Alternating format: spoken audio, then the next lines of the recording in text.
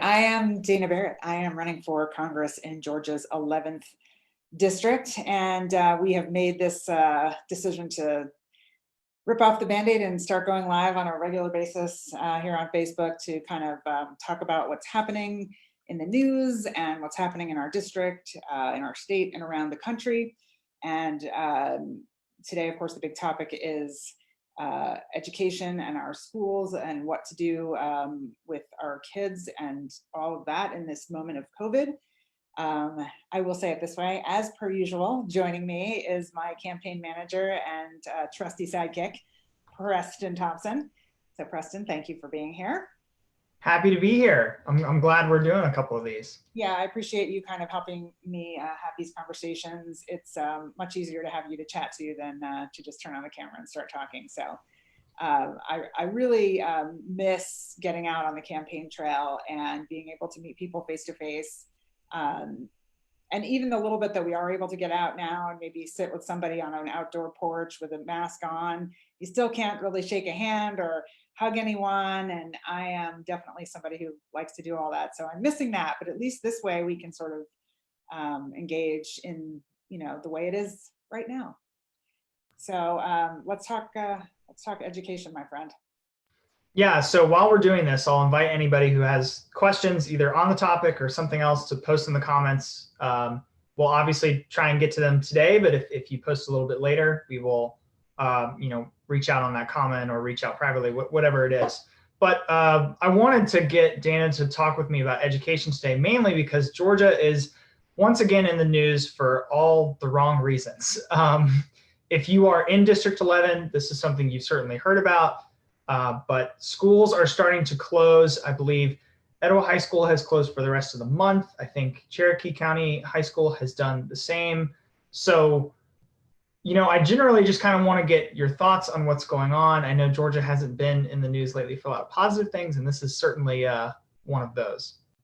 I mean, I think, it's interesting because when I was doing my talk radio show, we would occasionally, this would happen, Georgia would bubble up into the national news. And so many of the times, unfortunately, because of the lack of leadership in our state, we would bubble up into the headlines for all the wrong reasons. And this feels just like now it feels like almost every other day we're bubbling up into the news for all the wrong reasons.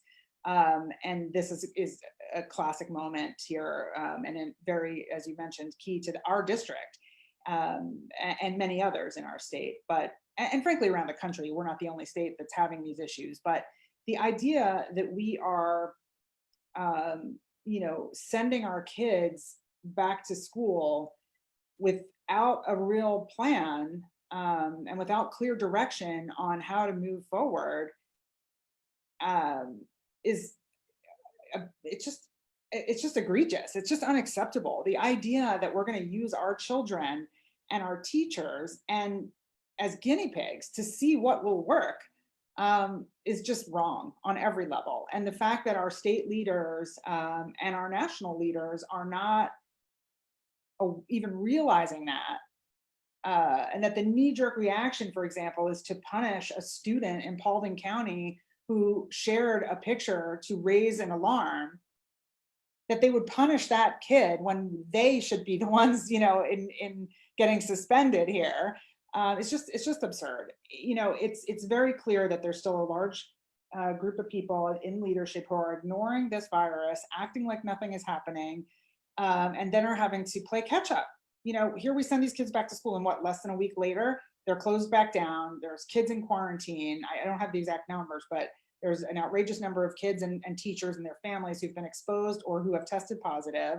And if they had just paid any attention to science, it would have been clear this was going to happen. So I don't know, I find it just shocking. And once again, my opponent, who is the congressman for Cherokee County, among other places, crickets. What is he saying about any of this? I mean, he's doing exactly the opposite. He's walking around without a mask, talking about how coronavirus is overblown and, fake news. Yeah, we were actually just corrected in the comments that it's Etowah and Woodstock High School. That's my fault. So I'm sure, unfortunately, it won't end at just those two, but it's certainly, as you said, it's multiple classrooms, multiple teachers, And, the reality is I hear a lot of comments of, parents and, voters saying, other countries are sending their kids back to school, or other areas are sending their kids back to school. But in Georgia, and more, specifically the United States, we are not in a position right now with our caseload to take on that kind of burden. And I think what you said about using our children as a way to try and force our way out of that is inappropriate. Yeah, and I mean, look, I understand as much as anybody the need to get kids back to school. I mean, I was a single working mom when my daughter was little, and I had to go to work. And I really feel, I mean, luckily for me at this moment, my daughter is grown and I don't have to worry about that. But I feel very much for parents who are struggling either to work from home, with their kids and trying to, homeschool their kids at the same time, and doubly so for those who don't have that luxury and who have to actually go to a job. What are you supposed to do if you can't send your kid to school? I get it. I understand that this is a tremendous struggle for parents, and we need to be coming up with real solutions, though. And maybe that is setting up schools so that kids are going a couple of days a week in person, only half at a time, so there's half the kids in the building. Maybe it's mask mandates. I mean, absolutely, it should be mask mandates. But you've got to have a plan here. And frankly, we should be requiring companies to work with schools to make sure that the parents who do need to go into a job are covered in some way. You can't just tell somebody they have to come to work and expect them to leave their kids on the side of the street. I mean, that doesn't work either. But none of that is happening because we're getting no direction from either state or national leadership on this. And schools are up to, are being told to figure it out for themselves, counties and schools and school boards. And that's just not how it should be. There should be a plan across the board. So you as a, important voice in this area, I mean, what would you say is, I think we both agree that it didn't have to be this way. It didn't have to be this bad, but we are in the situation we are in. What would you say is a way to responsibly move forward, or, maybe just try and cut it and start over? I mean, what are some plans or suggestions that you would offer? Well, first of all, I would say it's interesting because I was looking at, I was trying to scroll through our actual Facebook page, Preston, because I'm sure people realize we have, a team working on the campaign and helping me post things and all of that. And I know we have a post scheduled. I don't think it's out yet for our Facebook page for later today, because we found this really cool tool that Georgia Tech put together that literally shows where all the hotspots are, and you can sort of figure out when it's safe to go to an event based on this tool, and the coronavirus stats that are happening in your area or an area on at any given moment. It's very cool. And the reason I'm bringing it up is because, I think we should be treating our decision of when to keep schools open a little bit the way we treat snow days, in the sense that you don't just send the kids and hope for the best if a storm is coming, right? You watch the weather, you look at the forecast, and you make smart decisions about whether or not it's safe to put kids on buses or safe to have them in the school building. And we should be, at the very minimum, doing that same thing with COVID, right? We should be looking at the maps of the hot spots. And if we see that numbers are up in Cherokee County, then by all means, close the schools, right?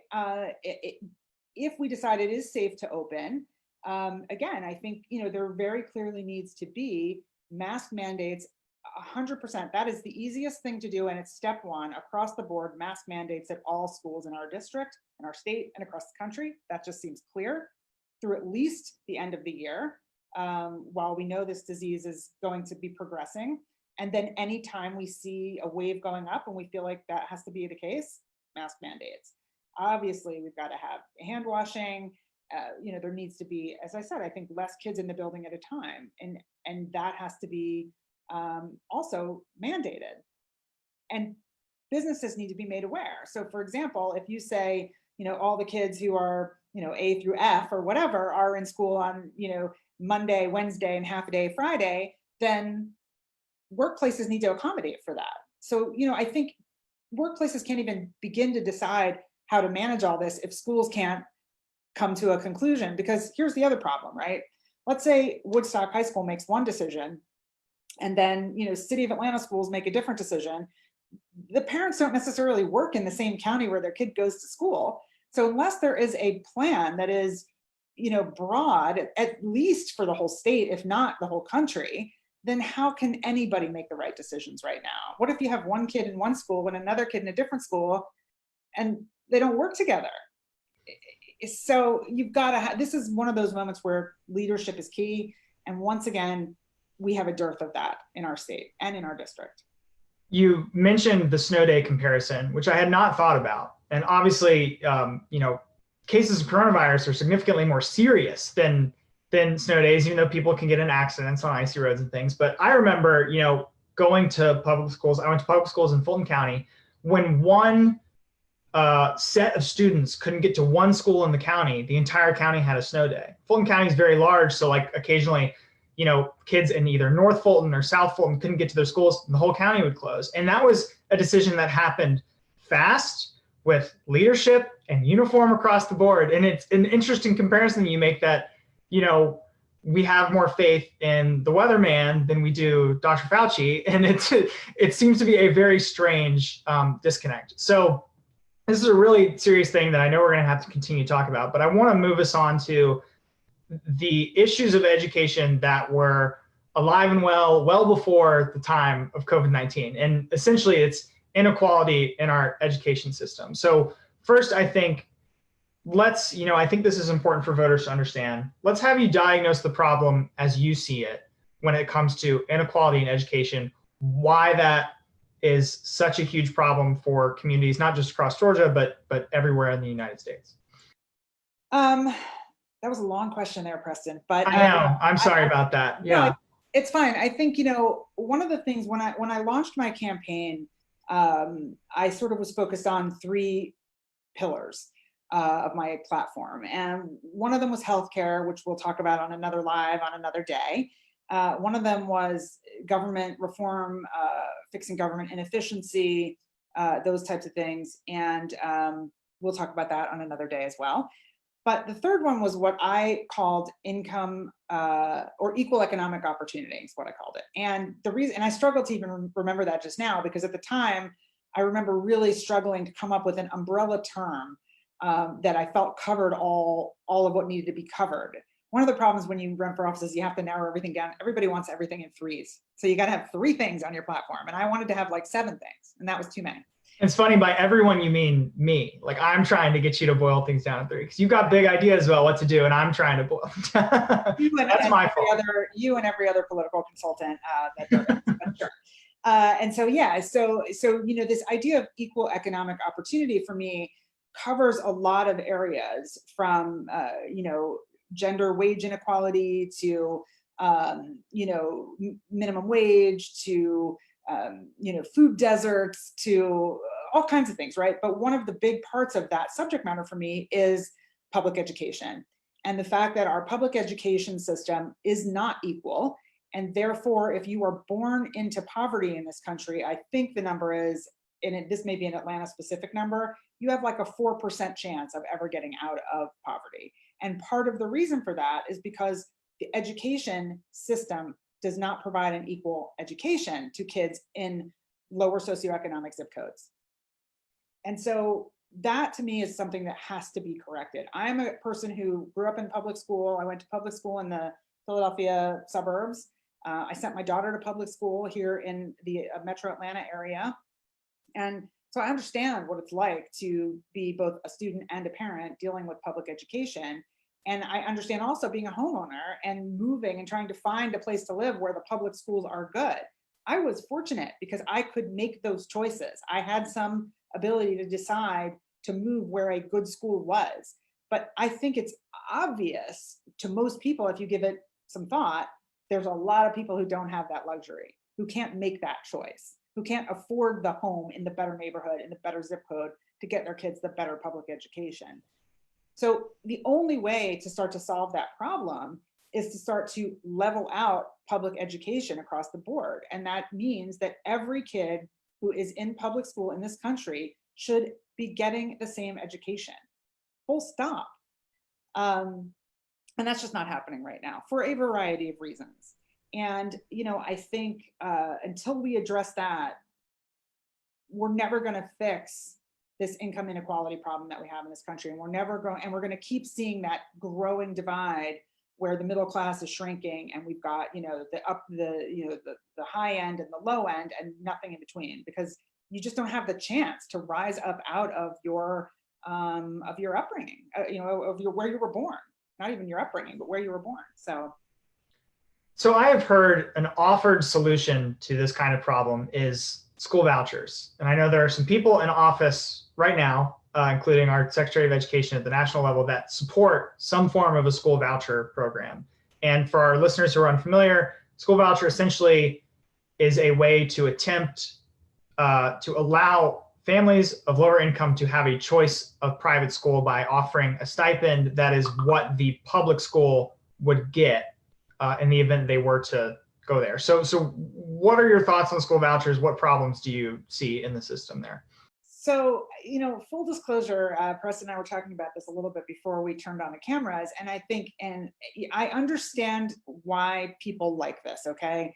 Because if you are a kid in a lower, or family in a lower socioeconomic neighborhood, you don't want to wait till we solve this problem, which, by the way, doesn't look like the government. That gets to my government reform issue. The government isn't really solving this problem. So I don't want to wait 20 years for this problem to be solved. I have a kid now and I need to get my kid a good education now.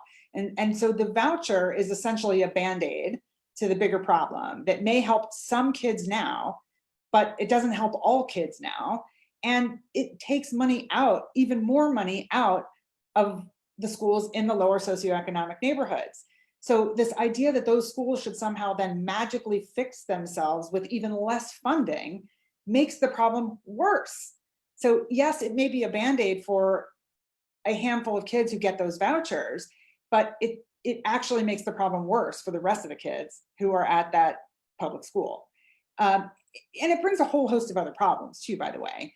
But I don't think vouchers are the answer. I think we need to invest in schools and we need to, and I said this too, listen, I certainly don't have all the magical answers to solve our public education problem. I don't think anyone does, or we would have gotten further, right? I mean, this is something that, right? I mean, I think it's fair to say that both Democrats and Republicans want kids in this country to be educated, right? I mean, nobody's saying don't educate our kids. The problem is we have very different ideas about how to get where we need to be. And I think what's been done is not working, certainly. We need to start looking at things like universal pre-K as an example. And that is something that is going to benefit not only the child, but of course the family as well. If again, in wealthier neighborhoods, in more affluent communities, parents can afford to put their kids in pre-K and to get their kids learning very young, and they can pay for it. But if you're somebody who is barely scraping by, working a couple of minimum wage jobs, you can't afford pre-K. So you can't even go to work. So you've got to stay home longer, right? So if there's universal pre-K and you can go to work and you can put your kid in a good, safe pre-K program where they're learning, that means you can go to work, bring in more money and boost the family, right? On top of all that, if the kids in the more affluent neighborhoods are getting that pre-K education and the kids in the lower socioeconomic neighborhoods are not, they are already starting out not equal. And so by the time they get to college level or, 18 years old and trying to get to college, they started out unequal. And that inequality just grows over the, whatever it is, 12 years in school. So we have to have universal pre-K. So you jumped the gun a little bit on what I was going to ask, which is very achievable goals that would start to address this like very structural change, because we understand, obviously, as you just said, that parents want that change now, but these are really large structural problems that go way back into our country's history. But what universal pre-K I think is a good start. Are there other solutions you would offer that get us towards a more equitable system? Yeah, I want to talk about one other piece, and I think it's so interesting because we were also sort of joking before we turned the cameras on about the fact that we're great at diagnosing the problem and we don't always offer solutions. And I think that's true across the board. The media is great at that. Politicians are great at that. Like, we can tell you everything that's wrong, and then we're like, I told you, right? And then you're like, wait, now what do I do? Yes, yeah, speech over. Yeah, moving on, I have another meeting. I remember years ago, not to get too off track, but I remember years ago, I was reading this book. I was really excited to read it. I think it was called, don't get mad at me, people, but it was called The Case Against Lawyers. And I was excited to read it because I had heard the woman who wrote it speak at a conference, and I thought she was really intriguing and whatever. So I read this entire book, and it's this just giant diagnosis of everything that's wrong with the justice system in this country. And I keep waiting for the answer. Because I think the subtitle was like The Case Against Lawyers and what we should do about it. But it never got to and what we should do about it. Like, I think on the last page, it was like, hope for the best. Yeah, you get to the end of the book and it's pretty hopeless. Yeah. Yeah. So it was a classic moment like this. So to get back to your point, I think, look, solving public education across the board is going to take a lot of work. And there is no quick 2-second answer we're going to give you in a Facebook Live.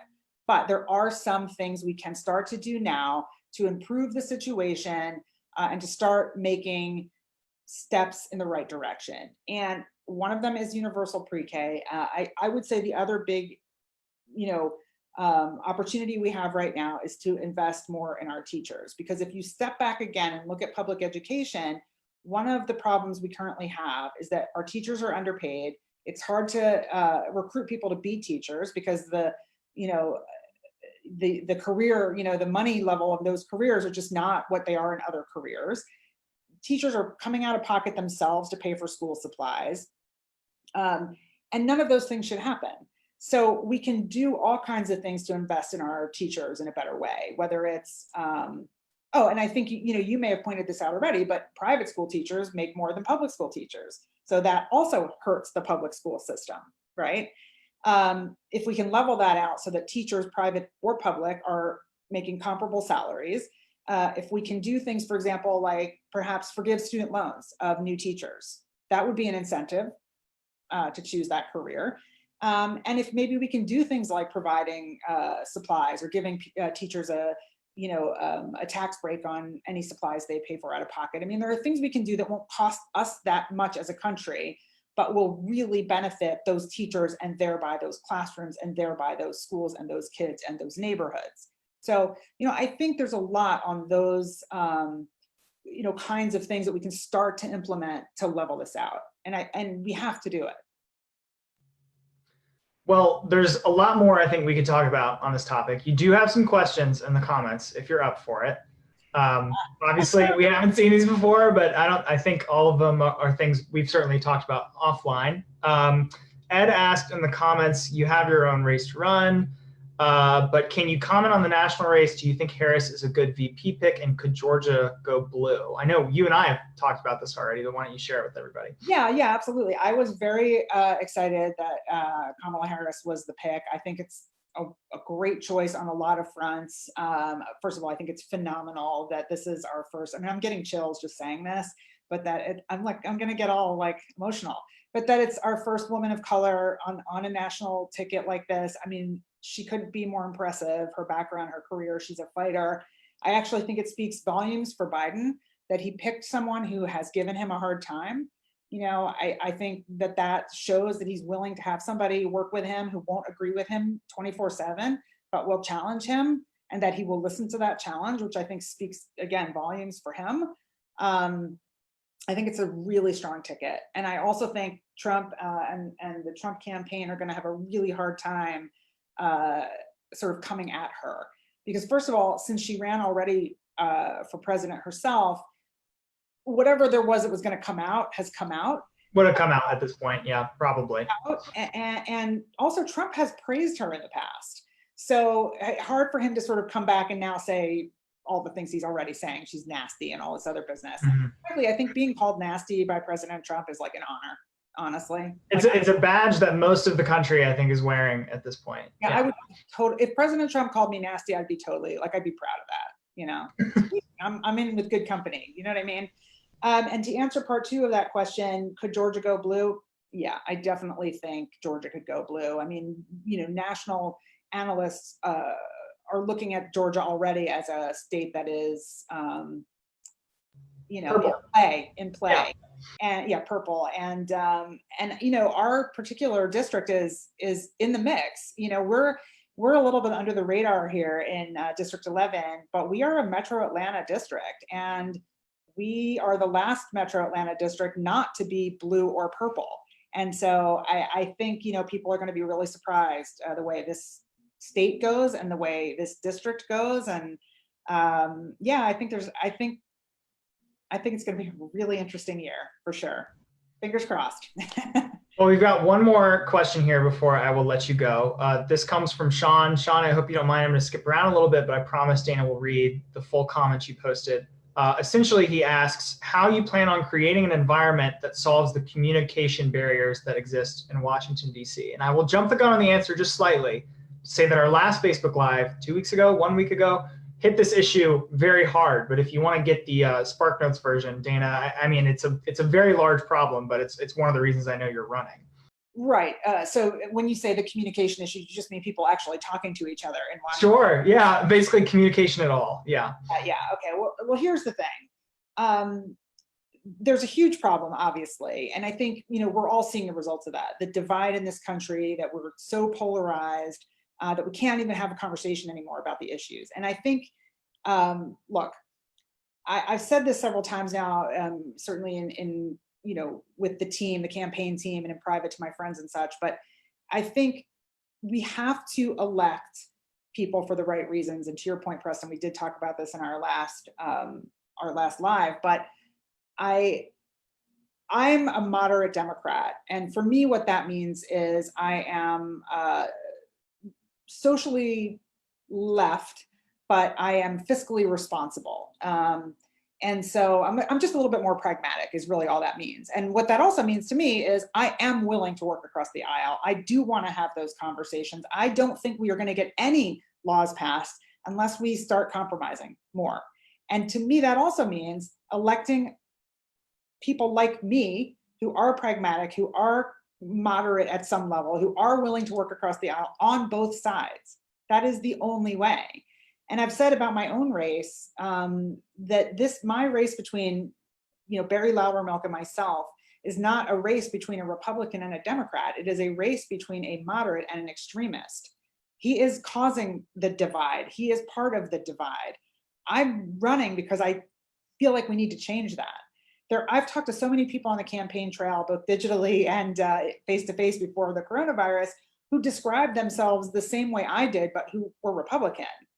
And so who said, I'm fine with gay marriage, or, you know, I'm fine with whatever it was, right? I think we should work on the environment, but I'm fiscally conservative. Okay, great. Well, you have to speak up by getting rid of the extremes. And Loudermilk's an extreme. So, you know, how do you solve those communication problems? You get the right people in the room. That's the first thing you do. You got to get the right people in the room. And how do we do that? By asking the right questions and then taking those answers to the ballot box and voting. If anybody seeing this wants some more info, they can go to electingabarrett.com. If you have seen this video and it has something you think resonates with your community, with your friend group, I hope that you will share it and help us get the word out. Obviously, our campaign is trying to be as responsible as we can by staying inside, not going out into these big public spaces and meeting with people. So we are at a disadvantage in that way. So I hope you will share this with your community inside District 11 that obviously is going to have a choice this November, a really important one. So Dana, give the last couple plugs and then I think we are okay to sign off. Yeah, I just want to say, you know, we're doing these live and, you know, happy to kind of respond in more detail in comments, in emails and messages in whatever way, if I didn't give a more complete, you know, a complete enough answer for you. And, you know, I'm just happy to see everybody and, you know, let's get this going and get to November 3rd. 82 days left, I think, people. 81 maybe? Oh gosh, yeah, okay. All right, well, we'll be back. We're gonna do more of these, so stay tuned and thank you.